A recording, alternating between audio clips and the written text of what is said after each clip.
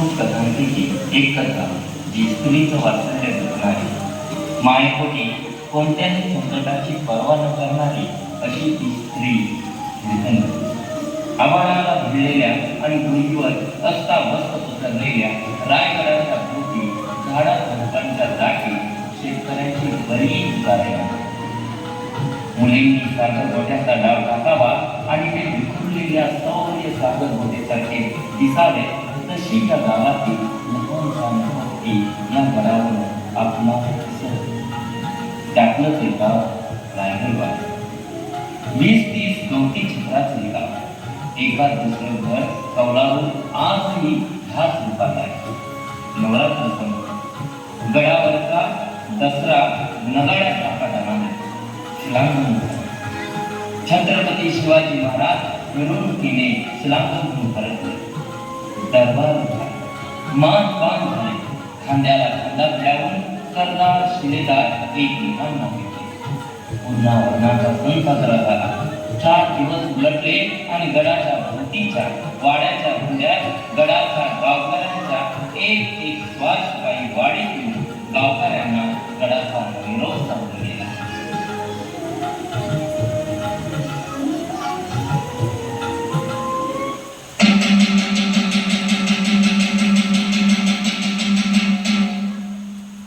ऐका होय का आया बायांनो, ऐका होय का, उद्या हाय पुनवतोच्या गेली तवा गडावर महाराजांच्या राजवाड्या.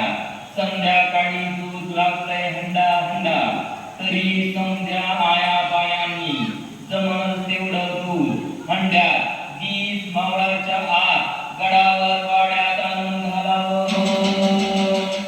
कसलाही वकूत लावू नये हो.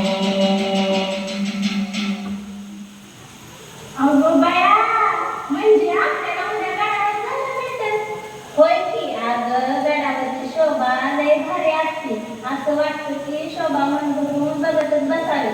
होय होय, अगं तुझं मस्त खरं आहे. पण एक गोष्ट लक्षात ठेव, की 20 मावळाच्या आत आपल्याला गडावरून खाली आपल्या गावाकडे आलं पाहिजे. नाहीतर ठाऊक आहे ना, गडाचे दरवाजे बंद होतात की. ठाऊक आहे, सांगायची काही गरज नाही. अगं ह्या वर्षी नव्या बाया कोण आहे ज्या आपल्या बरोबर गडावर येणार आहे? नाण्याची कपली, धोंड्याची शिती आणि मल्हारची हिरकणी. अगं तुझं डोसकं बिस्कं फिरलं की काय? हिरकणीला तान बाळ हाय, ती कशी येणार? तिला नाही जमायचं. अगं पण तिची लई इच्छा आहे यायची. मग ती बाळाचं काय करणार? त्याला कुठे ठेवणार? तिचा धन्या तर स्वारीला गेलाय. घरात थोर मोठं कोणी मी बघायला नाही, ती कशी येणार? अगं राहू दे की, तुम्हाला काय करायचं त्यात ती बघून घेतील की. चला चला, उद्याची तयारी करायची की नाही? होय होय, उद्या घरची संधी काम उरकू आणि डोक्यावरचा दीप जरा खाली उतरला की निघू गडावर. आणि हा, उद्या तिथंच पारावर जमायचं काय? होय होय, चला चला. दुसऱ्या दिवशी कोजगरी पुन्हा उघडली. रायगडातील आया बाया आणि लेकी सुना शिकवल्या. दूध घालायला गडावर जायचं. राजा राणीच्या हंड्यात दूध घालायचं. 4 पावलं गडावरची शोभा बघायची आणि परतायचं ठरलं. जमला तेवढ्या झटापटा करून गवळणी तयार झाल्या. कुणाच्या कानी बाया मुड्या तर कुणाच्या दंडात चांदीच्या येळ्या. नीट नेटकं लुगडं आणि चोळी असल तर नाकात वाटोळी नथ आणि कोणाकडे काहीच नसेल तर साधं लुगडं घालून मनामध्ये माहेरी चालल्यासारखा आनंद घेऊन ह्या गवळणी हसत बोलत चकाचक घासलेले हंडे घेऊन निघाल्या. वाटेत हिरा गोळण दिसली. हिरा गोळण घरी एकटीच. नवरा स्वारीवर गेलेला. घरात बाकी कोणीच नाही. फक्त पाळण्या 6-7 महिन्याचं पोर त्याला पदरात ठेवून पाजत होती. त्यांनी हिरा गोळणीला साथ घातली.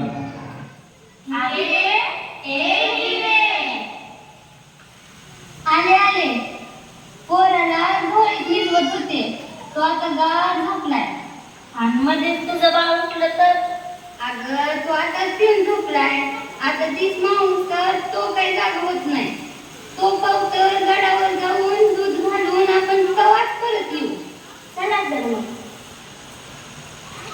गंगे तू तर आज नाही घेतली ग आणि सखी तू तर काय विचारच नका जगही रे गडावरची शोभा काय सारखी बघायला भेटते का काय वर्षाचा एकच दिवस असतोय होय की अगं तू कुठं अजून पाहिली गडावरची शोभा तुला काय माहित त्याचं लवकिक जेव्हा बघशील ना तेव्हा भान हरवल तुझं खरंच माझी ती लई इच्छा आहे गडावरची शोभा बघायची बहिणीच्या तोंडून गडाबद्दल लय ऐकलं पण पाहिलं नाही आता तो योग आलाय आज ही रे एक गोष्ट ध्यानात ठेव 20 मावळाच्या आत आपल्याला दूध वाढवून गडाच्या बाहेर यायचं आहे एकदाच गडाचा दरवाजा बंद झालं की परत उघडत नाही तर बसशील गडाची शोभा बघत हे बघा बायांनो यो हाय गडाचा महाद्वार केवढा बरा हा दरवाजा त्याच्यावर झेंडा आणि भैरोबा खंडोबा सारखं दुप्पार गडी हातात बारी घेऊन कसे कष्ट काढतात बघा की हे बायांनो इकडे कुठं चालला आता का बाया तुम्हाला माहित नाही काय ठाऊक नाही आज कोजागिरी पुनव हाय राजा राणीच्या हंड्यात दूध घालायला चाललोय असं राजाने आम्हाला सांगितलंय बरं बरं पण 20 मावळ्याच्या गडावरनं खाली या नाहीतर गडाचा दरवाजा बंद झाला तर समजा करून उघडच अडकते येऊ आम्ही येत खाली चला ग बायांना पटापटा अशा दरवाजातून त्या दोघांनी गडात गेले गड कसा रामराजाच्या गावोगावी गजबजला पालख्या अधूनमधून लगाबगात धावत होती तलावावर 2-3 हत्ती सोंडेने पाणी उडवत होते तळाला वळसा घालून या सगळ्या गावांनी लगाबगात चालल्या होत्या त्या वाढत आल्या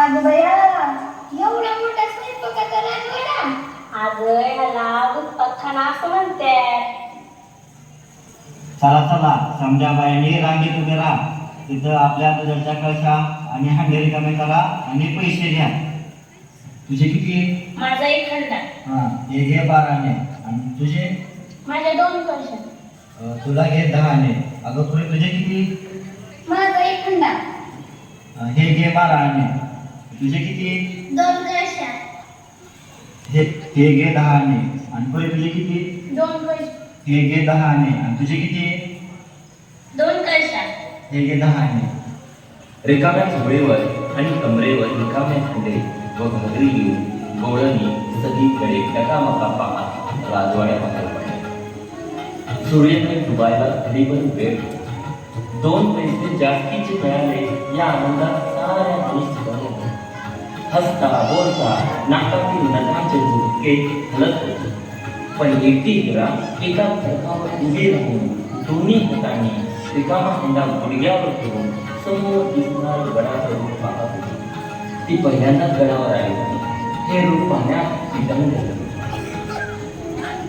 हिरे अगे हिरे आम्ही साऱ्या बाजारपेठेत चाललोय तुझं फिरणं पाहणं झालं की भेट आम्हाला बाजारपेठेत आणि हा लई बकट लावू नगस गडाचं दरवाजा 20 मावळतात तो वाजून की कड्या कुलूप बंद होतात ध्यान ठेव होय थोड्या वेळात ती बाजारपेठेत येते तुम्ही काय काळजी करू नका हिरा भान विसरली आणि तेवढ्यात दणकन तोफेचा आवाज कळला हिरा एकदम भानावर आली तिला एकदम आठवलं की तोफेच्या आवाजासाठी गडाचा दरवाजा बंद होता हा तोफेचा आवाज होता की काय म्हणजे गडाचा दरवाजा बंद झाला की काय नाही आता मी काय करू माझं बाळ ते घरी एकटंच आहे मी गडावर अडकली की काय नाही कवाड उघडा हो दादा कवाड उघडा मला घरी जायचंय मला घरी जाऊ द्या अगं तू कोण आहे आणि तर काय करते मी हिरा गवळण रायगडवाडीतून आली राजा राणीच्या मांड्यात दूध घालायला आलती गडाची शोभा पाहण्यात दंग झाली आणि काय अडकली मला सोडावं मला घरी जायचंय मला सोडा नाही पोरी नाही आता दरवाजा बंद झाला तो आता उघडता येणार नाही अहो दादा मला घरी जाऊ द्या हो मला इथलं काय बी माहित नाही मी तुमच्या पाया पडते हो मला जाऊ द्या मला मला जाऊ द्या. अगं पोरी तुला कसं सांगू, आता दरवाजा उघडता येत नाही. आता दिस उजडला आणि तो झाली की मग कवाड उघडेल, आधी मध्ये नाही. मला काय बी करून घरी जाऊ द्या. मला इथं नाही राहायचं. मला खरंच घरी सोडावं. अगं पोरी रडतेस कशाला, तू काय जंगलात पडलीस होय? अगं राजाच्या रायगडावर आहेस तू, आजची रात गडावरच राहा. मी तुमच्या पुढे बदल बसलते. मला जाऊ द्या हो. मी पुन्हा कधी तिकडे येणार नाही. आता अगं तू काय रावण राक्षसीच्या तावडीची काय? अगं सीता माय का रडते, जरा गप हो. अगं आता कायदा लय कडक आहे. राजाचं प्रधान जरी आलं तरी कवाड खुलणार नाही. हा एक उपाय आहे, महाराजांनी जर जातीनं हुकूम दिला तर गडावरील गडकरी जातील आणि मग येऊन ह्या कड्या पलटो काढतील, नाहीतर नाही. अहो माझ्यासाठी काहीतरी करावं. माझं तानुबाळ घरी आहे हो. ते रडत असत, भुकेनं कळवळत असत. शेजारी पाजारी बी कुणी येणार, कोणाला ध्यान येणार आहे माझ्या बाळाची. कशी मी अवदसा माझ्या लेकराची वैरी झाली. आता मी काय करू? होय पोरी, आता लय अवघड झालंय. आता घरी जाशील सकाळला, तेव्हा सासू सासरा तुझं दात काय करते तुझं? नाही हो, घरी कुणी बी नाही. अहो तांदळी झोपून मी आली आहे. आता जाग होईल, रडत बसल. एवढी मोठी रात, काय होईल त्या लेकराचं? सांगा आता मी काय करू? अरे सांगायचं नाही हो आधी, थांब म्या गडी पाठवतो तिलेदाराकडे. मग तिलेदार जातीनं जातील आणि महाराजांची खास परवानगी घेऊन कवाड उघडतील. आपला राजा नाही म्हणणार नाही, त्याचं काळीज लय मोठं आहे. ये कोण आहे तर तिकडे? काय बाबा, का हाक मारली? अरे खालच्या वाड्यात एक गवळून गडावर अडकले आहे. तिचं तांदळ लेकरू घरी एकटंच आहे. त्या काळजीनं ते मोठ्या मोठ्या लढायला लागले आहे. अरे बाबा, लय गोंधळ झाला. आता काय करायचं? अरे तुझी पोरगी कुठं आहे? अरे तिथेच होती ती, कुठे गेली? शोध तिला, पडायची बिडायची गडावरून. वैदी वादी प्रीत झालं तर महाराज जिथं गाडतील आपल्याला. चल चल शिव तिला चल.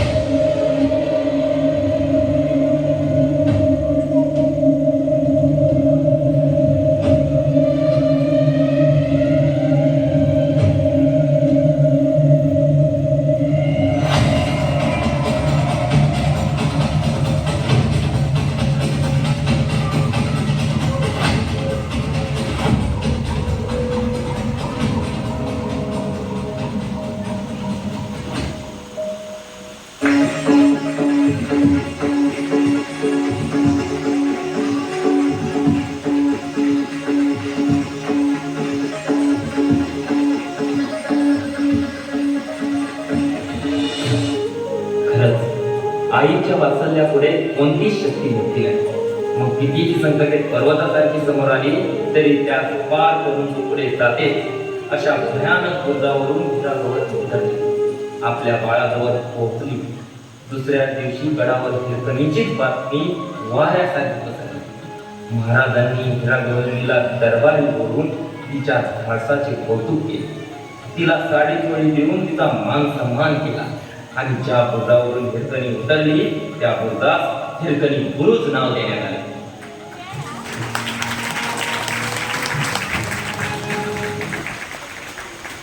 खूप छान खूप छान.